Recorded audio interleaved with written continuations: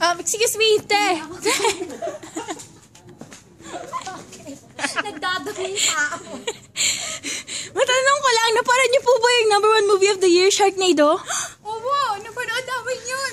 Oh, ano pong reaction niyo? At ano po yung favorite scene niyo doon sa movie na yun? Favorite scene ko yung, ano na ngayon? Yung kay Nova. Yung pumasok yung lalaki sa chain. Ay, sa chain. Paano po siya nagkasya sa chainsaw? Lawag ng shark with chainsaw. Tapos, kala namin patay na siya.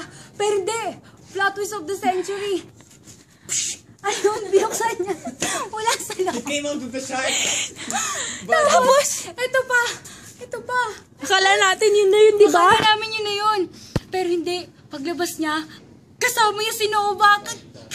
Naiyak ako. Kami rin.